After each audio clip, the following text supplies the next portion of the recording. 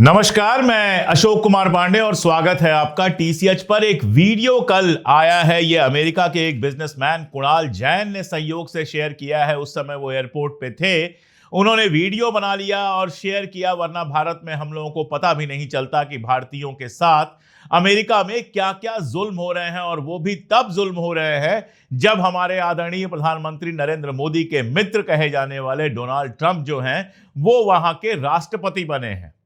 जब से Donald Trump राष्ट्रपति बने हैं, भारतीयों से पता नहीं कौन सी दुश्मनी निकाल रहे हैं। पहले जहाज में भर भर के भेज दिया, एकदम अपराधियों की तरह हथकड़ी लगाकर लोगों को भेज दिया। और अब ये जो वीडियो आया है जिसमें एक छात्र को जमीन पर पटका जाता है, बिल्कुल अपराधी की तरह, जैसे उसने किसी की हत्या की हो, जैसे कहीं से कुछ पैसे चुराकर भागा हो, कोई बड़ा अपराधी हो, उस तरह से उसको जमीन पर पटका गया और हथकड़ी लगाकर भारत में डिपोर्ट किया गया। मतलब जहाज के अंदर भी वो लड़का हथकड़ी लगाकर बैठा होगा। और जिस तरह की ये बेइज्जती है वो शर्मनाक है। दुनिया का शायद कोई और मुल्क होता, उसके साथ, उसके नागरिक के साथ ऐसी बेइज्जती हुई होती तो वो खड़ा होकर बोलता, लेकिन भारत से अभी तक कहीं कोई बयान नहीं आया है। बताया जा रहा है लड़का हरियाणा का है और हरियाणवी में कह रहा था कि मैं पागल नहीं हूं, ये लोग मुझे पागल साबित करने की कोशिश कर रहे हैं। यानी सीधी सी बात है कि वो छात्र है, उसको किसी बहाने डिपोर्ट करना था, तो उसके मानसिक स्टेबिलिटी को, मेंटल स्टेबिलिटी को बहाना बनाया गया है। शायद जैसा कहा जा रहा है, उसकी बात से निकल के आ रहा है कि उसको जबरदस्ती पागल साबित करके हिंदुस्तान वापस भेजा गया है। जो कुणाल जैन साहब हैं वो अमेरिकन बिजनेसमैन हैं। उन्होंने लिखा है, ये बच्चे वीजा लेकर सुबह फ्लाइट से आते हैं, किसी कारण से इमिग्रेशन अथॉरिटीज को अपने आने की वजह नहीं समझा पाते हैं और शाम की फ्लाइट से हाथ पैर बांधकर मुजरिमों की तरह भेज दिए जाते हैं। हर दिन 3-4 ऐसे मामले होते हैं। मतलब क्या है, स्टूडेंट वीजा लेते हैं, वहां किसी यूनिवर्सिटी में एडमिशन होता होगा और उसके बाद यहां से जाते हैं, पैसा अपना खर्च करके जहाज से अमेरिका पहुंचते हैं, 17-18 घंटे की जर्नी करके। वहां जो इमिग्रेशन ऑफिशियल्स होते हैं, जहां से क्लियरेंस के बाद ही आप बाहर निकल पाते हैं, उनसे ये बात करते हैं। कुछ बच्चे ऐसा हो सकता है कि अंग्रेजी जानते हों, लेकिन अंग्रेजी बहुत अच्छी बोल ना पाते हों। वैसे भी जो अमेरिकन एक्सेंट है उसके साथ एडजस्ट करने में टाइम लगता है किसी भी हिंदुस्तानी को, क्योंकि हमारी जो अंग्रेजी है वो ब्रिटिश ज्यादा है। हमारी जो पूरी की पूरी पढ़ाई होती है वो ब्रिटिश इंग्लिश में होती है, तो कई बार अमेरिकन इंग्लिश के साथ एडजस्ट करने में दिक्कत आ जाती होगी। उसमें ये बच्चे समझा नहीं पाते होंगे, ये बता नहीं पाते होंगे कि भैया लीगली हम वीजा पर आपके यहां आए हैं, बिना वीजा के तो यहां से भी, हिंदुस्तान से भी उनको जहाज पर नहीं बैठने दिया जाएगा।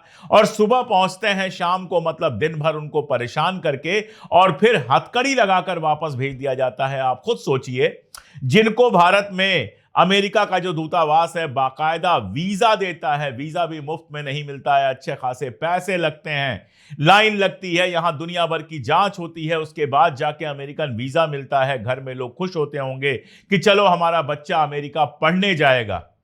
और वहां यह कंडीशन होती है कि सुबह पहुंचते हैं, कुछ घंटों तक उनको परेशान करने के बाद अपराधी की तरह हथकड़ी लगाकर वापस भेजा जा रहा है। वापस भेजना एक अलग बात है, आप वापस भेज सकते हैं। आपको लगता है कि अपने देश में आप किसी को एंट्री नहीं देना चाहते हैं तो आप वापस भेज सकते हैं। लेकिन एक बच्चे को, एक छात्र को जो यहां से पढ़ने गया हुआ है, उसको हथकड़ी लगाकर अपराधी की तरह वापस भेजना, सोचिए कितना खतरनाक है। मां बाप का सपना टूटता है, वो बच्चा मानसिक रूप से कितना ज्यादा परेशान होता है। और हजारों लाखों रुपए जो खर्च हो गए होंगे उसके यूनिवर्सिटी में एडमिशन के, यहां से वीजा बनवाने के, फ्लाइट से भेजने के, ये सब पैसे जो खर्च हुए होंगे, ये सारे के सारे पैसे बेकार हो जाते हैं। और भारत सरकार हाथ पर हाथ धर के बैठी हुई है, एक बार भी अमेरिका से ये नहीं कह पा रही है कि भाई हमारे छात्रों के साथ आप ऐसा व्यवहार कैसे कर सकते हैं। जब आपके दूतावास ने उनको वीजा दिया हुआ है तो फिर आप उनको इस तरह से परेशान करके, उनके हाथ पांव में हथकड़ी लगाकर आप कैसे भेज सकते हैं। जैन ने जो लिखा है, जो अमेरिकी बिजनेसमैन है कुणाल जैन, उन्होंने जो लिखा हुआ है, मैंने न्यूयॉर्क एयरपोर्ट पर एक युवा भारतीय छात्र को हथकड़ी लगाकर रोते हुए, अपराधी की तरह ट्रीट होते हुए देखा। वो अपने सपनों को सच करने आया था, किसी को नुकसान पहुंचाने नहीं। एक एनआरआई होने के नाते मैं खुद को कमजोर और टूटा हुआ महसूस कर रहा हूं। एक एनआरआई जो वहां पर रह रहे हैं, जो बिजनेसमैन है, जिनको अमेरिकन नागरिकता मिल गई होगी, उनको दुख हो रहा है, उनको दर्द हो रहा है, वो टूटा हुआ महसूस कर रहे हैं। यहां हम जब वो वीडियो देखते हैं तो एक भारतीय की तरह हमें भी वो अपमानजनक लगता है। ऐसा लगता है हमारे घर के बच्चे के साथ कुछ इस तरह का हो गया है और हमारे प्रधानमंत्री, हमारे विदेश मंत्री, हमारा वहां का दूतावास एकदम खामोश बैठा हुआ है। उसको कतई नहीं लगता कि भारत की कोई बेइज्जती हो रही है। पिछली बार जब हथकड़ी पहनाकर डिपोर्ट किया गया था तो झूठ बोला गया था कि ऐसे ही अमेरिका डिपोर्ट करता है, और इस बार तो अभी तक कोई आवाज ही नहीं आई है। जैन साहब ने भी बाकायदा जयशंकर साहब से, जो हमारे विदेश मंत्री हैं, कहा है कि इस पर आपको हस्तक्षेप करना चाहिए, लेकिन अभी तक कहीं कोई बयान नहीं आया है, एक लाइन नहीं आया है कि ऐसा कैसे कर सकते हैं आप भारतीय छात्रों के साथ। कुछ नहीं आया है। ऐसा लगता है कि भारतीय लोगों के साथ कुछ भी हो जाए कोई फर्क नहीं पड़ता, बस अडानी के साथ कुछ नहीं होना चाहिए। अडानी के खिलाफ अगर वहां केस होगा तो उसको बचाने की कोशिश की जाएगी, लेकिन आम भारतीय अगर इस तरह से बेइज्जत होगा तो उसकी कोई गिनती नहीं है। उसके साथ कुछ भी हो जाए हमारी सरकार बिल्कुल खामोश रहेगी और अमेरिका के सामने झुकी रहेगी। अमेरिका में पूरा एक अभियान चलाया जा रहा है। अभी जो है वीजा इंटरव्यू पर रोक लगा दी गई है। जो वहां के विदेश मंत्री हैं मार्को रूबियो, उन्होंने कहा है, आदेश जारी किया है कि यूनिवर्सिटीज के अंदर जो है, जो छात्र बाहर से आ रहे हैं उनके वीजा इंटरव्यू पर रोक लगाई जाए। ऑक्सफोर्ड से कहा गया था कि विदेशी छात्रों को अपने यहां पढ़ने से रोके। वो कोर्ट में गया, कोर्ट ने फिलहाल इस पर रोक लगाई हुई है, तो ऑक्सफोर्ड के पैसे रोक दिए गए हैं। मतलब तमाशा चल रहा है। हमारे यहां जेएनयू को बंद करने के लिए तमाशा चला, वहां पर दुनिया भर के यूनिवर्सिटीज में जो बाहर के छात्र आते हैं उनको रोकने का काम चल रहा है। जबकि एक हकीकत यह है कि ज्यादातर यूनिवर्सिटीज वहां पर प्राइवेट होती हैं और उनके फाइनेंस में एक बड़ा हिस्सा होता है जो विदेशी छात्रों से मिलता है। चाहे वो यूरोप की यूनिवर्सिटीज हो, चाहे अमेरिका की यूनिवर्सिटीज हो, लोकल स्टूडेंट से कम फीस लेती हैं, बाहर से आने वालों से ज्यादा फीस लेती हैं, और बाहरी छात्र वो इकॉनमी बनाते हैं जिनसे वो यूनिवर्सिटी चलती हैं। लेकिन उनको खत्म किया जा रहा है क्योंकि इजराइल चाहता है कि अमेरिका के कैंपसेस में जिस तरह से इजराइल की हरकतों का विरोध हुआ था वो दोबारा ना देखना पड़े।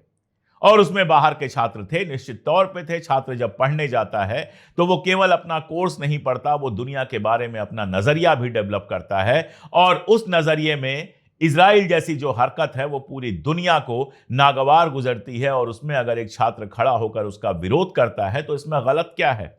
लेकिन अमेरिका पता नहीं कैसा अमेरिका बनाना चाहता है। अमेरिका इसीलिए अमेरिका था कि वहां अलग अलग विचार के, अलग अलग देशों के, अलग अलग तरह के लोग पहुंचते थे, बेस्ट टैलेंट्स पहुंचते थे, जो अमेरिका की प्रगति में अपना दिमाग लगाते थे, अपना शरीर लगाते थे, मेहनत करते थे। लेकिन ट्रंप ऐसा लगता है कि अमेरिका को ग्रेट बनाने की जगह बर्बाद करने पे लगा हुआ है, और देखिए उसका विरोध भी कितना जबरदस्त हो रहा है। लॉस एंजल्स जो जाना माना शहर है अमेरिका का, वहां गृह युद्ध जैसी स्थिति हो गई है, सिविल वार जैसी स्थिति हो गई है। लोग सड़कों पर हैं, लोगों ने मास्क पहने हुए हैं, लोग लगातार विरोध कर रहे हैं, तोड़फोड़ कर रहे हैं, और हालत यह है कि लॉस एंजल्स में नेशनल गार्ड्स भेज दिए गए हैं। अमेरिका ने नेशनल गार्ड वहां पर भेजे हुए हैं और किसी भी तरह से इसका दमन करने की उनको ताकीद की गई है। मंडे को जो ये प्रदर्शन, सोमवार को जो प्रदर्शन ये हुए थे, उसमें कई गाड़ियों को, सैकड़ों गाड़ियों को जला दिया गया था। प्रदर्शनकारी अमेरिकी झंडे तक पर थूकते हुए नजर आए थे। क्यों? क्योंकि अमेरिका में उनका अपमान हो रहा है। जिस तरह से वहां पर प्रवासियों के खिलाफ अभियान चला है, मारा गया है, पीटा गया है, दुनिया भर की चीजें हुई हैं, बेइज्जत किया गया है, उससे लोग नाराज हैं। ये वो लोग हैं जो वहां पर रहते हैं, ये वो लोग हैं जो वहां की इकॉनमी में कंट्रीब्यूट करते हैं, मेहनत करते हैं। और देखिए जरा सा, अभी जर्मनी के राष्ट्रपति आए हुए थे अमेरिका। जानते हैं जर्मनी के राष्ट्रपति ने ट्रंप साहब को क्या गिफ्ट किया? ट्रंप के दादा का बर्थ सर्टिफिकेट गिफ्ट किया। ट्रंप के जो दादा थे वो जर्मनी से आए थे, और मजेदार बात यह है कि जर्मनी से इल्लीगली आए थे अमेरिका के अंदर ट्रंप के दादा। एलन मस्क तो पहली पीढ़ी के हैं। उनके बाप एरल मस्क अभी यहां आए थे, राम मंदिर में बड़ा स्वागत उनका हुआ था। एरल मस्क जो है वो साउथ अफ्रीका के रहने वाले हैं, और एलन मस्क की पैदाइश भी अफ्रीका की है, वहां से वो अमेरिका आए थे। दो पीढ़ी भी नहीं हुआ, पहली पीढ़ी है वो। और अमेरिका में उन्होंने अपना बिजनेस खड़ा किया और आज दुनिया के सबसे रईस आदमी बन गए। ऐसे ही ट्रंप तीसरी पीढ़ी आते आते अमेरिका के सबसे रईसों में शामिल हुए, राष्ट्रपति बने, और आज वही ट्रंप जिनके दादा इलीगली जर्मनी से आए थे, लोगों के पीछे पड़े हुए हैं कि लोग अमेरिका के अंदर ना आए। ये जो पूरा का पूरा तमाशा है अमेरिका में चल रहा है, ये पागलपन अमेरिका को भी बहुत भारी पड़ने वाला है। अभी लॉस एंजलिस में हुआ है तमाशा, और लॉस एंजलिस का आप समझिए वहां 2000 नेशनल गार्ड भेजे गए हैं, लेकिन कैलिफोर्निया के जो गवर्नर हैं गैविन न्यूसम और लॉस एंजलिस की जो मेयर हैं कैरन बेंस, इन्होंने विरोध किया है नेशनल गार्ड्स भेजने का। इन्होंने कहा है हमारे स्टेट का मामला है और हम इसको अपने तरीके से निपटाएंगे। पहली बार अमेरिका के इतिहास में हुआ है कि बिना गवर्नर से पूछे हुए राज्य में नेशनल गार्ड को भेजा गया है, और यही नहीं, धमकी इस बात की दी जा रही है कि कैलिफोर्निया के गवर्नर को भी गिरफ्तार किया जा सकता है। ये क्या है?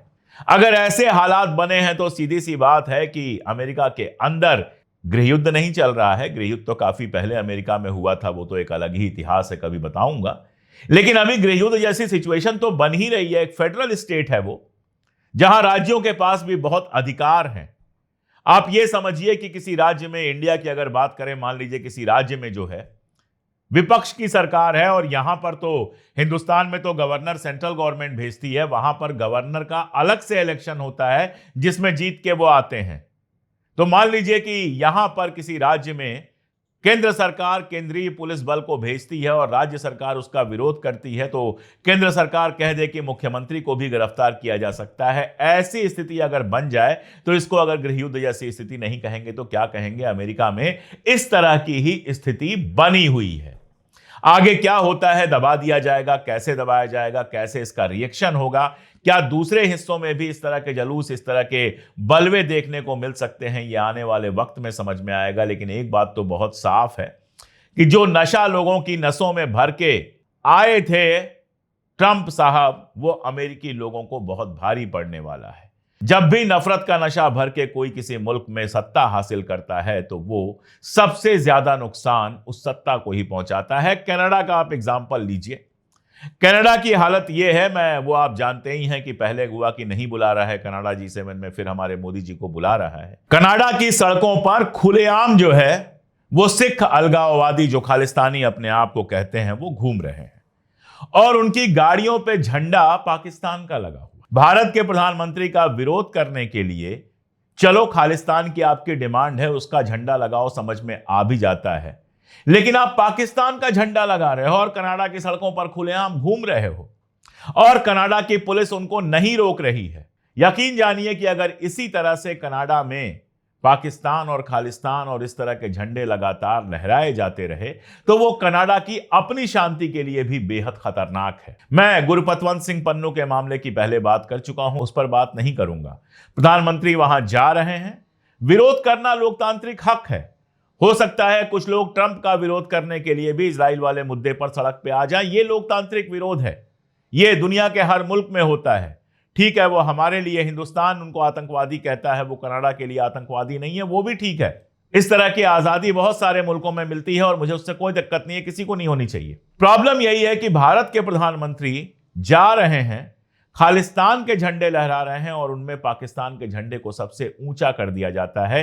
क्या यह अपने आप में बताने के लिए काफी नहीं है कि पाकिस्तान इन ग्रुपों को कहीं ना कहीं सपोर्ट कर रहा है? पहले भी 1980s में जब चल रहा था खालिस्तान का आंदोलन, यहां पर रोज लोगों के मरने की खबरें आती थीं, पंजाब में तो कितना खून खराबा हुआ था, उस समय भी पाकिस्तान इसको सपोर्ट कर रहा था, इसके सबूत सामने आए थे। और अगर कनाडा ये सब आंख मूंद के देख रहा है तो मैं अपने अनुभव से और दुनिया के इतिहास से कह सकता हूं कि आज भले ना पता चल रहा हो, लेकिन कल कनाडा में अलग तरह की मुश्किलें पैदा हो सकती हैं। प्रधानमंत्री का विरोध हो, कोई दिक्कत नहीं है, लेकिन शांतिपूर्ण विरोध के बीच में अगर पाकिस्तान का झंडा आ रहा है खालिस्तान के साथ, तो वो विरोध से ज्यादा ये बता रहा है कि खालिस्तानी ताकतें जो हैं कहीं ना कहीं पाकिस्तान के साथ खड़ी हैं, या पाकिस्तान उनको पूरी तरह से सपोर्ट कर रहा है। और सोचिए, यूनाइटेड नेशन सिक्योरिटी काउंसिल में पाकिस्तान को आतंकवाद से लड़ने की जिम्मेदारी दी गई है, वही पाकिस्तान जो केवल खालिस्तान नहीं, न जाने कितने आतंकवादी संगठनों को पैसे दे रहा है, कितने आतंकवादी संगठनों को पाल पोस रहा है। खैर, अमेरिका से लेकर कनाडा से लेकर ये जो पूरा का पूरा तमाशा चल रहा है, ये बहुत साफ बता रहा है कि दुनिया बड़े अजीब से दौर से गुजर रही है, जहां हर तरफ पागलपन है। हमारे देश में हिंदू मुस्लिम है, अमेरिका में बाहर से आए हुए लोगों के खिलाफ है, कहीं कुछ है कहीं कुछ है, मिडिल ईस्ट का सारा बवाल चल ही रहा है, वो मैं आपसे अलग से बात करता ही रहता हूं। ये सारी दुनिया के लिए बेहद खतरनाक है। ट्रंप अगर इस तरह की नीतियां लगातार चलाते रहते हैं तो ट्रंप के खिलाफ भी लोग खड़े होंगे।